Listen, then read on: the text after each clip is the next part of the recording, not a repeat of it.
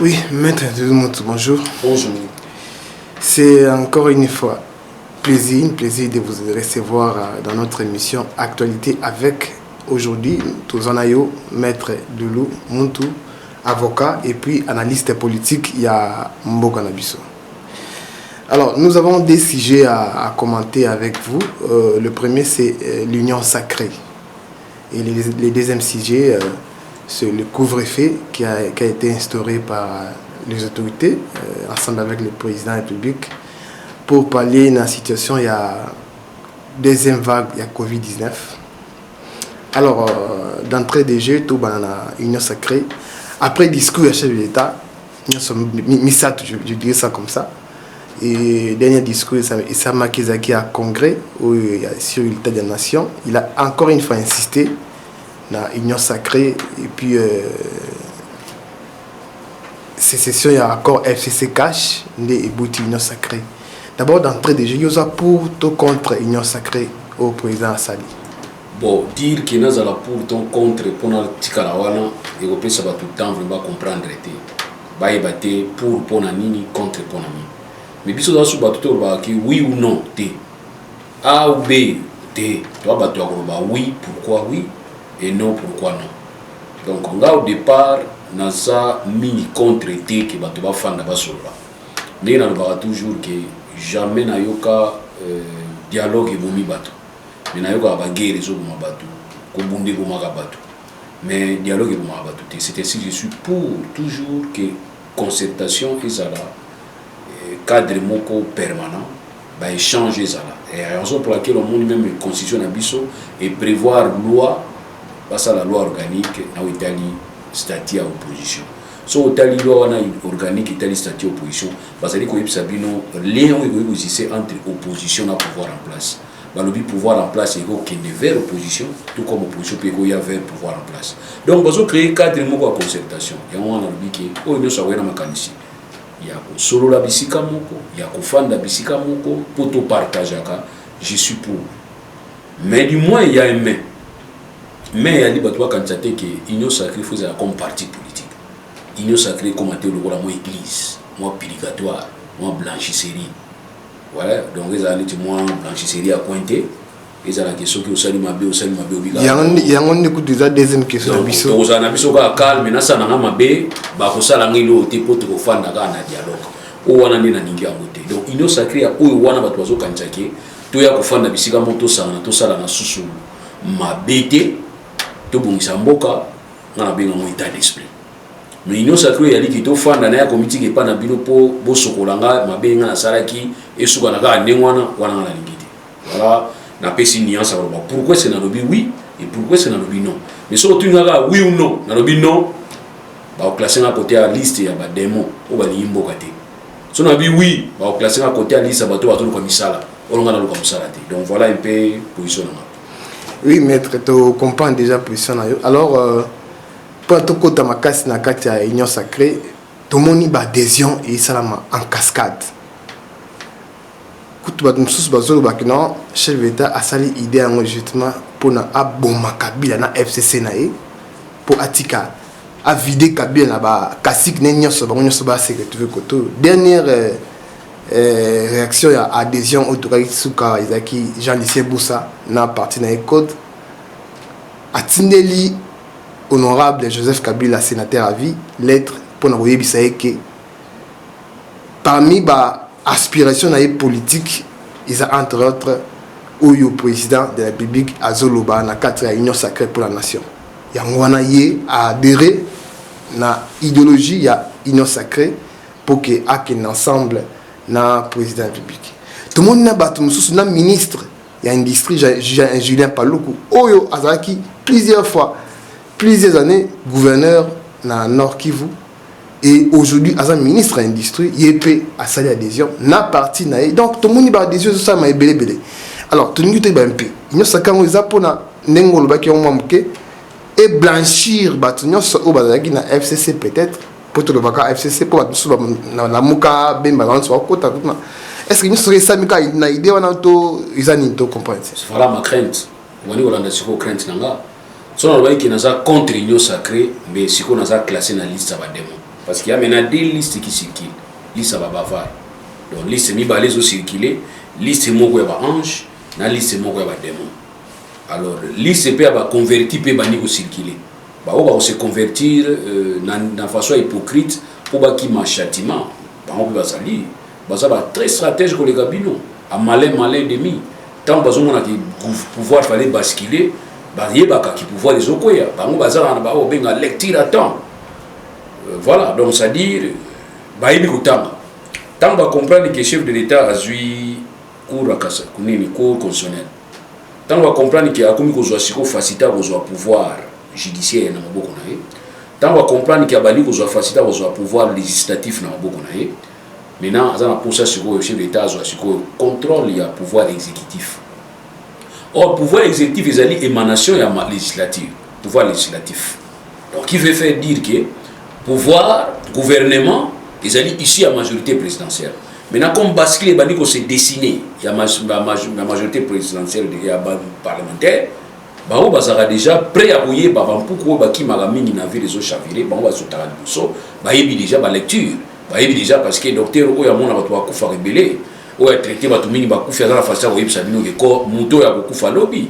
Bon, on a payé M. Lobby à Koufi Tolo, M. Bango, Anande Batou, toi là, on combat politicien, ça là, la lecture avant. Bah avance on est fallait avance sur le il fallait avoir donc ça déjà avance na bango parce que batimbe déjà que bon les okwe là on ba oui ça là allégeance au sauter au ya côté or normalement ce qui nga bango na mabe to sali mboka na mabe tout ça la histoire les ali ko la biso qui mabe zalaki to asotaka ne on a dit ba sotaka d'abord na réserve donc au sauter au monde d'abord place aux ali OK na réserve au fali na réserve au bungi na réserve viande qui mouta bon na bisoto viande afana il est là afana ta la politique maïli abimi ake ko fana na réserve boyo ke souté amiti ki na o benga devoir de réserve abali ko tali la siko tant bali ko tali la simandé a ko pesa sur opposition mais ba o bazali il est toujours ministre ya gouverneur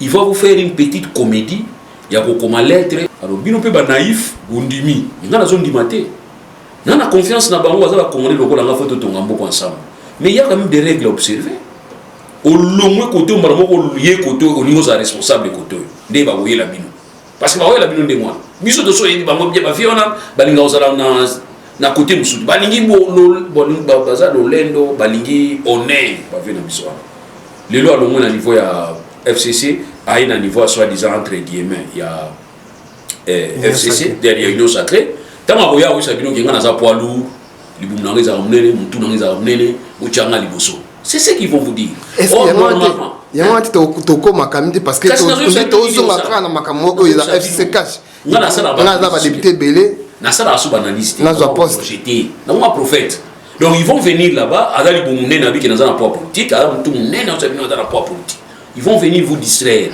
ba ko imposer bino système de jeu na bango. Donc ils sont toujours les mêmes, ils n'ont pas changé à thé. Tant que vous savez, ils ont des députés belés. Na pesi bino député na ngai, faut na zo poste belé. Ils vont commencer maintenant à réclamer les postes. Dans ndaki moko, tant que biki na longwe kuna pour ba mbongo na biso en tant que ba gouverneur, ba futi biso ya moté. Raison na yo longwe kuna ndé yangwana. Siko raison est-ce que c'est une valeur pour ba futi yoté ya mo longwe kuna. So ba futi ozonga. Bozo maele, bo comprendre. Toujours va faire une absolue ba fi ba José Makila. José Makila, nous disons bosana na bosana te na vidéo mo via beta massage et via la vérité pour la Kabila. Boye bien mo bien parce qu'il est seulement qui vient accueillir via comme qui vice premier ministre de la transport. Monine via pesa qui le comme pas ya Kabila tant pesa qui ça dit tout ça pour vous dire que voilà ba tout ça na bango na union sacrée bazo ya na union sacrée. Viens monsieur Sanga bonga. Viens zo yo contrôle. Mais il faut un devoir de réserve. Il faut avoir un comme ça, tempête, on a prévu à Dimisa. Baba vie au fond, ça référence, biso zo bonne référence. Mais tout le monde banga bango lelo, vient lui ça va déclaration via ça là. Est-ce que vous voyez que vie José Makila dans l'Isanga bonga. Et ça vient avec qui 3 intérim, il y a 3 ministères. Match à RDC en Égypte, il faut en Égypte, oui ma solé mais on a côté na solo, on a d'ailleurs dans la côté. Oui ma solé bimaki. Mais quelque part via Zalaki toujours ministre. Ti basali remaniement via Zalaki ministre via Sali 3 fois remise et reprise. vie asalaki 3 fois remise et reprise. Or nga soki nga bango elo ni tokosala lelo na moni a koto esimi na moté na démissionné nanga. Donc lettre au lycée Fatingue là pas ya Ndeko Kabila. Ils ont une lettre makambo na ta expliquer biso comédie. Ça c'est une comédie, une petite farce. Fallait n'a comme les lettres de démission et pas à président. Kolba que non chef de l'État pour permettre yo ça la vision na yo. Na moni que gouvernement comment qui nous obstacle. Biso ça qui n'était aveuglé. Na ba injonction to na FCC. Ngai ministre Kingani na démissionné. Na lomo na démissionné. Pour la raison parce que na moni que réellement to permettre que tout ça la moussa. Et ce qui tous les ministres ba okina logique wana. Na ba vice ministre na bango ba kena logique wana. Toi on a besoin de ça lettre adhésion à niveau il y a union sacrée. On va constater, nous allons prendre acte. Il y a que oui, tout le monde est vraiment à côté d'un esprit à union sacrée. Parce que union sacrée c'est esprit. Ceux qui nous ont union sacrée c'est parti politique, n'a pas kati nazati. Mais ceux qui nous ont esprit, état d'esprit. Tala ndenge batu va se comporter. Comme ça papa ilunga lukamba. Papa boy na yepo yepo azona nana injonction à FCC. Il va voir que tous ses collaborateurs vont démissionner en bloc. Na ba vice ministre une fois ça va intérêt peut démissionner. Vous voyez ça là sikoyo. Il nous a un bureau, 65, à 3. Donc un gouvernement d'émission en cascade. Mais Bino commis, on a commis lettre. Pour nous ça que Moko Tamsa qui a bien été. Et après. On a sali déclaration pour nous ça vient à côté de la union sacrée. So ils a union sacrée au bozo kansawana, ya bozo kotaka. Na Bino bozo ya mbabango, na Bino bozo ya manawana bo mona bien. C'est-à-dire c'est une façon beaucoup moins pour bunda bien. Il y a des tops. Lelo Etienne Tshisekedi, paix à son âme, a eu beaucoup de problèmes pour l'union sacrée. Il y a il a été trahi. Il y a qui n'a principe aux résolutions qui a le premier ministre sera issu de la famille politique autre que celle du chef de l'État. Et c'est ainsi Tshisekedi était vraiment un candidat idéal pour être la première ministre. Et Mobutu n'a pas dit que non. Il faut qu'il y ait un désigné premier ministre dans autre famille que la mienne, politique que la mienne. Qu'est-ce que Mobutu a fait? Il est allé voir les proches d'Étienne. À côté des proches d'Étienne. Est-ce que vous avez un parti politique? Allez, Moulou Dia, nommé. Moulou Dia, dans la famille politique, il y a président de la République. C'était normal. Parce que le principe était que le premier ministre doit être issu de la famille politique autre que celle du chef de l'État. Moulou Dia a fait nommer à la place, il y a Tshisekedi, Boutali Birindwa, Boutali Bangous Karlibon. C'est-à-dire pour vous dire tout simplement que l'idée wana union sacrée, ils aura toujours un désavantage. C'est ainsi que la lingaki moto na moto atika na l'église na yi. Mito sambela nzambe. Mais na ko sambela nzambe ezani, eza mitema na biso ndipo ezala be parce que nzambe alingi mutema moto ezala malamu. Okoza la kota ba musulman, okoza la kota ba kimbangiste, okoza la kota ba protestant, okoza la kota ba catholique. Tant que mutema no ezala malamu pa nzambe te nzambe yebi te. Mais là on est ko lingi pa musulman mutema malamu, catholique mutema malamu, protestant mutema malamu, nanyo mutema malamu, église des noirs mutema malamu, et pévialon mutema malamu, bima mutema malamu. Tala ba tutolingi na kati ya société. Ça veut dire quoi? Lycéen, tikala na famille politique na yo. José Makila, tikala na famille politique na yo.